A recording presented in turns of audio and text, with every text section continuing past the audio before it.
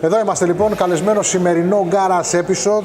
Ένας άνθρωπος που αρέσκεται να γυρνάει στις γειτονιές του κόσμου και κυρίως τις γειτονιές της Ελλάδας. Έχει και μία τάση στα θρησκευτικά μοναστήρια, εκκλησίες κλπ. Αυτό δεν το έχω εξηγήσει ακόμα. Την έχει την τάση. Μπορεί να τα αρέσει τον πετρόχτιστο. Φίλες και φίλοι, καλωσορίζω στο Garage Episode αυτό των κόκκινων φεγγαριών τον προσωπικό μου φίλο Δημήτρη Κατσούλα. Και εγώ σε ευχαριστώ για την πρόσκληση. Είναι μεγάλη μου τιμή να βρίσκομαι εδώ πέρα. Καταρχήν, το ότι ξεκίνησα να ταξιδεύω στην Ελλάδα για μένα αποτελεί πρόκληση αρχικά. Θεωρώ ότι τη χώρα μου πρέπει να την γνωρίσω καλά για να φύγω εκτός. Και αυτό και έκανα και ακόμα την γνωρίζω ουσιαστικά. Όσον αφορά τις εκκλησίες, φίλε, μου αρέσει οτιδήποτε παρατημένο υπάρχει. Μάλιστα βλέπω παρατημένα μοναστήρια, παρατημένα κτίρια, παρατημένα χωριά. Πρόσφατα πήγα στον Πολυάραβο, στη Μάνη και εγωιτεύτηκα πάρα πολύ και από την ιστορία του τόπου, η οποία δυστυχώς δεν έχει προβληθεί όπως θα έπρεπε, αλλά και από το τοπίο, αυτό το τραχή που έχει αυτός ο τόπος εκεί πέρα. Γενικότερα μου αρέσει να ταξιδεύω και να γνωρίζω ιδιαιτερότητες του κάθε τόπου που κάνω το ταξίδι.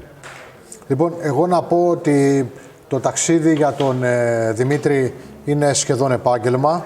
Γράφει άρθρα, δεν μιλάει, αν και μέρα μου κάνει τα χατήρια, γράφει άρθρα. Αλλά να πω το εξής, ότι εντυπωσιάζομαι από το γεγονός ότι ο Δημήτρης, ενώ όσοι ταξιδευτές ξέρω πάνε κάτι εντυπωσιακά πράγματα, Ισλανδία με μοτοσικλέτα, ο γύρος της Ασίας με παπί, ο Δημήτρης εκεί είναι προσιλωμένος, πάει και τα εξωτερικά βέβαια, είναι προσιλωμένος εκεί, στη Ελλάδα και είναι ένας τύπος ο οποίος είσαι συνέχεια μαζί του και ό,τι και να κάνει βγάζει μια κάμερα, τραβάει. Και διερωτούμε, είμαστε στην εποχή του βίντεο, γιατί τόσες φωτογραφίες? Το βίντεο απαιτεί χρόνο καταρχήν, δεν έχω τη δυνατότητα λόγω εργασίας και εξωτερικών παραγόντων να ασχολούμαι πάρα πολύ με το editing, έτσι. Η φωτογραφία μου αρέσει πάρα πολύ, δεν είμαι επαγγελματίας σε καμία περίπτωση, αλλά τη θεωρώ την ψηφιακή, πώς να σου το εξηγήσω τώρα, η απομνημόνευση ενός τοπίου στον ψηφιακό μου χάρτη είναι πολύ καλύτερα από ότι ένα βίντεο. Σίγουρα το βίντεο δείχνει πιο πολλά πράγματα, αλλά μια εικόνα είναι 1000 λέξεις. Το επίπεδο που κάνεις εσύ τη φωτογραφία, δηλαδή παίρνεις ας πούμε αυτή τη μοτοσικλέτα, την παίρνεις αυτή τη μοτοσικλέτα από μακριά και μας δείχνεις να εκεί μία μοτοσικλέτα. Μετά παίρνεις τη μοτοσικλέτα από κοντά και λες να τη μοτοσικλέτα, αλλά έχει μια καλύτερη view η μοτοσικλέτα από εκεί. Αυτό το πράγμα σε τοπίο, βέβαια σε κάποια εκκλησία κλπ. Δεν θέλει και αυτό το χρόνο του. Δεν το λες γρήγορο. Δεν είναι δηλαδή μια τυπική τουριστική απομνημόνευση ενός κάδρου, ενός γεγονότος. Σίγουρα μετά από χιλιάδες φωτογραφίσεις, είτε μοτοσυκλετών είτε τοπίων, ξέρεις πώς θα στήσεις ένα αντικείμενο, έτσι.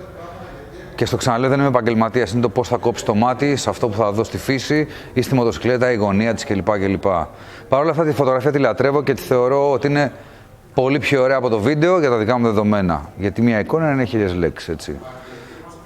Όσον αφορά τώρα το κομμάτι της Ελλάδας, θεωρώ το σπίτι σου πρέπει να το πενεύεις.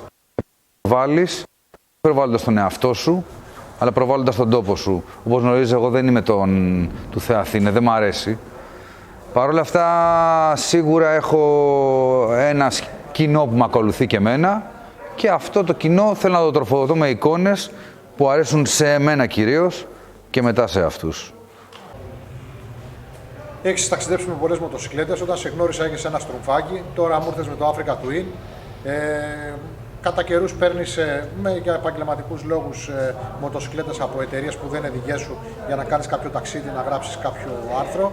Θέλω να σε ρωτήσω καταρχήν ποια είναι η ιδανική μοτοσικλέτα για ένα ταξίδι συγκεκριμένα στην Ελλάδα. Δηλαδή δεν με ενδιαφέρει ποια μοτοσικλέτα χρειάζεται για να πας στο βόρειο ακροτήριο, δεν με ενδιαφέρει ποια μοτοσικλέτα χρειάζεται για να πας στην Ταϊπέη. Θέλω να μου πεις ποια μοτοσικλέτα χρειάζεται για να κάνεις τον γύρο της ταξίδα, τον γύρο της Ελλάδος. Αν όχι μία μοτοσικλέτα, έναν τύπο μοτοσικλέτας. Η καλύτερη μοτοσικλέτα είναι αυτή των θέλω σου, έτσι. Εγώ δεν είμαι απαιτητικός οδηγός στο να πηγαίνω στην Επίδαυρο για να πηγαίνω με 200 για να πάω να δω το αρχαίο θέατρο.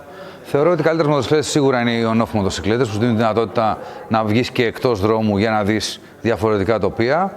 Και τα ιδανικά κυβικά πλέον θεωρώ ότι είναι τα 800. Το ταξιδιωτικό που έκανα το καλοκαίρι με το CF Moto, και οφείλω να σου το πω αυτό, με μια κινέζικη μοτοσικλέτα.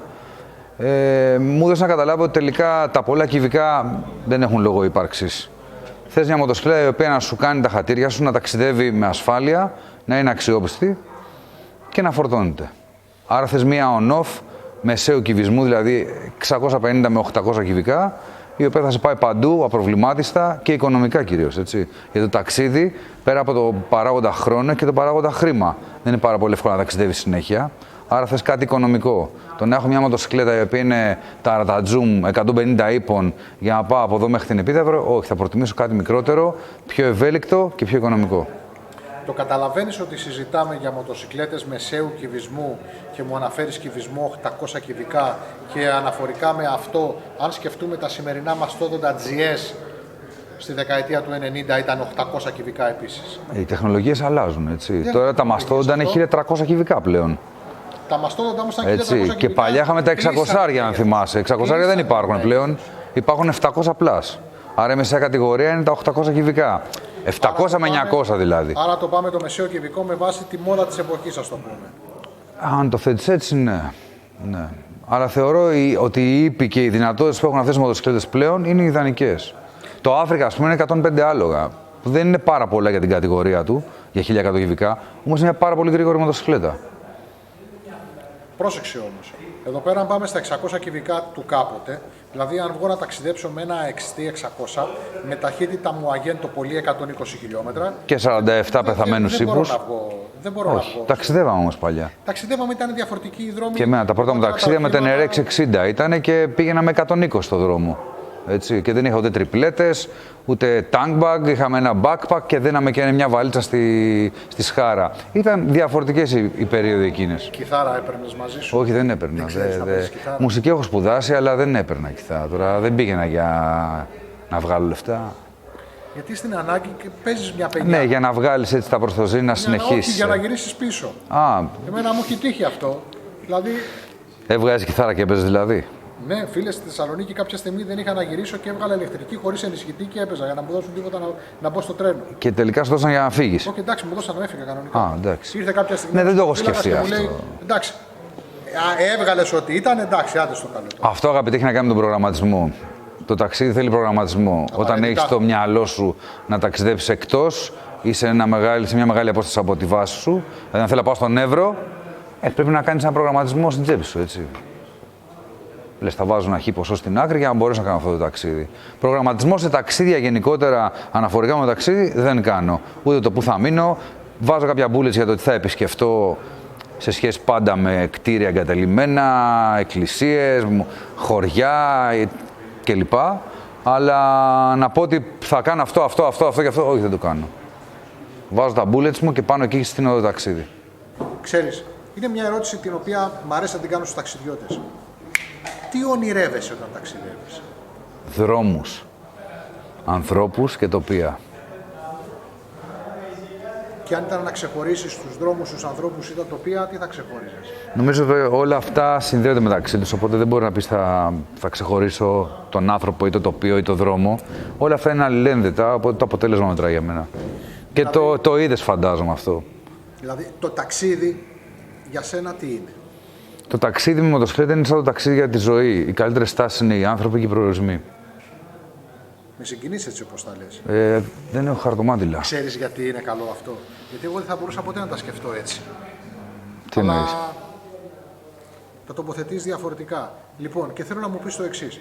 Πες μου μία απίστευτη στιγμή, η οποία όμως θέλω να την περιγράψεις σε μισό λεπτό, που σου έχει συμβεί σε κάποιο ταξίδι, όποιο νομίζεις εσύ. Απίστευτη στιγμή. Βρισκόμουν στο Αϊβαλί. Είχα πάει στο Μεγανήσι απέναντι για να βρω ένα μοναστήρι του Αγίου Δημητρίου, εγκαταλειμμένο προφανώς. Και έχω χαθεί, ήμουν με ένα XT660 τότε. Και σταματάω σε μια παράγκα που είδα κάτι ανθρώπους να τρώνε μπαρμπούνια που είχαν πιάσει και την ώρα με σαλατούλα κλπ. Και ο ένας ήταν γύρω στα 85, αυτός που στο λέω πριν από 15 χρόνια περίπου. Και προσπάθησα να συνεννοηθώ με τους Τούρκους τώρα για το πού είναι το μοναστήρι, και μου κάνει Γιουνάν του λέω. Έλα. Γκέλμπουρνταν μου λέει. Γκέλμπουρνταν. Μόνος μου ήμουνα. Εμείς τα απολογώ, κάτσαμε στο τραπέζι το αυτοσχέδιο που είχαν εκεί πέρα και ο άνθρωπος μου μίλησε για τον ξεριζωμό που ζήσανε και αυτοί, όχι με τον ίδιο τρόπο βέβαια, που ζήσαμε εμείς σαν Έλληνες από τους Τούρκους, από εδώ, από την Κρήτη. Ήταν από το Ρέθυμνο αυτός. Ήξερε πάρα πολύ λίγα σπαστά ελληνικά και μου το έλεγε και έκλαιγε και μου έλεγε ότι θέλω να ξαναπάω στην Κρήτη, να δω τον τόπο μου. Είμαι Τούρκος, αλλά θέλω να πάω στην Ελλάδα να δω τον τόπο μου. εκεί κάπως συγκινήθηκα, γιατί η ιστορία ξέρεις ότι έχει πάντα δύο νομίσματα, έτσι. Σαφώς και τρελαίνομαι όταν πάω στην Τουρκία με αυτά που βλέπω, αλλά αυτό με συγκίνησε πάρα πολύ με αυτόν τον παππούλη και το θεωρώ μία από τις πιο ιδιαίτερες στιγμές που έχω ζήσει οδηγώντας απέναντι, γιατί όπως γνωρίζει η Τουρκία για μένα είναι ένας top προορισμούς. Έχω κάνει περίπου 40.000 χιλιόμετρα εκεί πέρα. Και αυτό ήταν από τα πρώτα πράγματα που θα μου έρθουν στο μυαλό όταν θα μιλήσω για αυτή τη χώρα.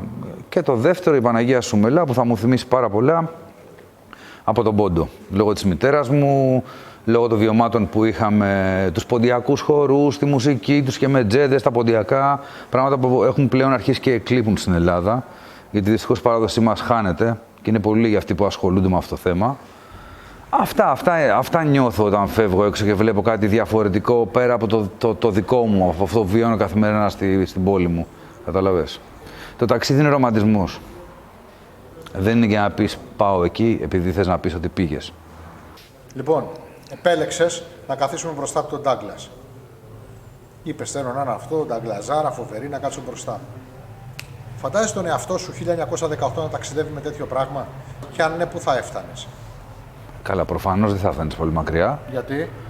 Γιατί δεν υπήρχε το δίκτυο, δεν υπήρχαν πληροφορίες. Δηλαδή τότε δεν υπήρχαν ταξιδευτές? Όχι, υπήρχαν ταξιδευτές. Αν θυμάμαι καλά, ο πρώτος γύρος του κόσμου έγινε το 1914 με μοτοσυκλέτα.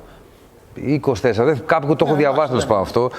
Δεν ξέρω να το οδηγάω εγώ αυτό το μηχανάκι. Τότε θα ήξερα. Δεν ξέρω πώς παίρνει μπροστά. Θα ζούσαμε, τότε θα ήξερα. Προφανώς, ναι.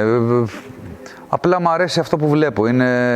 Το θεωρώ πολυτέλεια αυτό το πράγμα. Δεν ξέρω, μου βγάζει κάτι πολύ, πολύ ιδιαίτερο, πολύ νοσταλγικό. Είναι μια μοτοσυκλέτα ποιοτική της εποχής, η οποία προφανώς και δεν ήταν για ταξίδια. Full extra προφανώς. Ναι. Ήταν για ταξίδια αυτό.